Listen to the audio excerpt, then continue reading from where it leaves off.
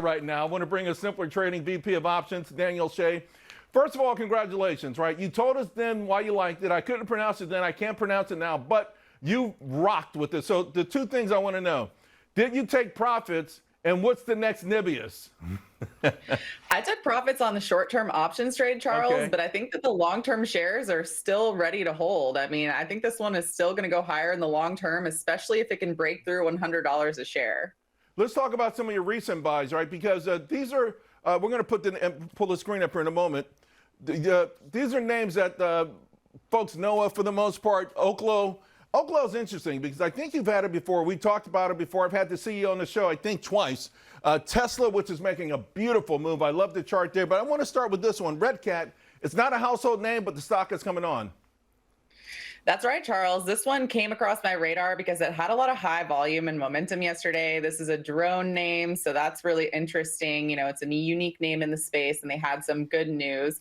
But I also love it because of the short float and the volume. So with this one, I'm looking for it to trade up into 15. And if it could break through that level, we should see a price point up into 18 and then even 20. All right, we're talking about a double. Hey, let's talk Tesla real quick because Tesla is really coming on.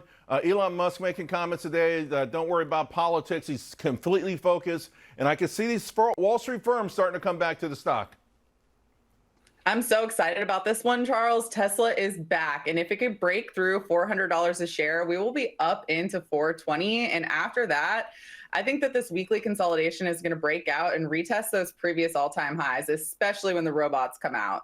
You and I love short squeezes. Now, I got to tell you, I've loved them for more reasons than you do. I used to be the CEO of a publicly traded company that was beaten down badly by short, so I've got a personal grudge against them. Plus, they play many times by unfair rules. But don't get me started. Let's talk about making money off the short squeezes. You actually bought a couple of stocks, in part because of short squeezes, Reddit and Galaxy. Let's talk Galaxy because this is a new name. I think maybe one person mentioned it last week, another person this week, starting to get some recognition. Tell the audience what they are.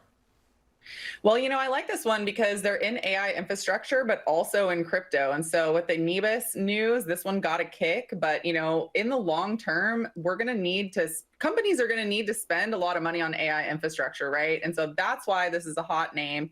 And if you look at it, it's just below those previous highs. And so what you need for the short squeeze is just another little piece of news and some volume and momentum to break through that high, and then we could really get going again. Yeah, and of course, Reddit is absolutely on fire. Let's talk about your short squeeze watch list. And I want to talk, I mean, we've got about a minute and a half to go. I got to talk about rocket companies because this is one of these names that comes on quickly. I've seen it in the past where it lives up to its name, Rocket. You figure if real estate's getting better, if commercial real estate and housing is getting better, interest rates go low, this seems like a no-brainer.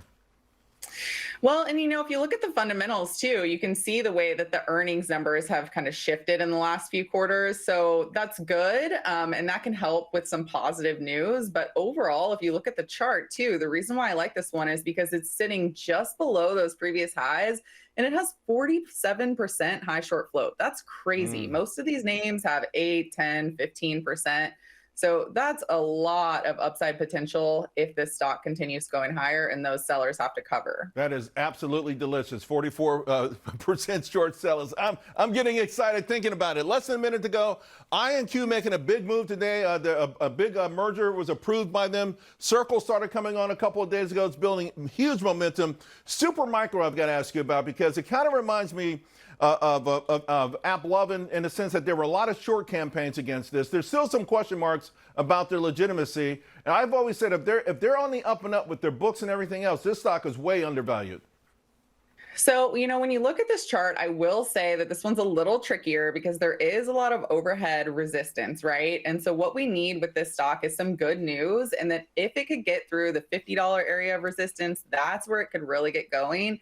And up above 60, I think it would be even more exciting because that's where you have a lot of that resistance. And so just like you said, Charles, you know, they have a lot of potential. So we just need some good news. And then that's where that volume and momentum could get this stock moving. Danielle, congratulations. You are rocking, my friend. Talk to you again real soon. Thank you. Have a good weekend. Hey, a couple of days ago, the biggest well on Poly Markets placed a bet on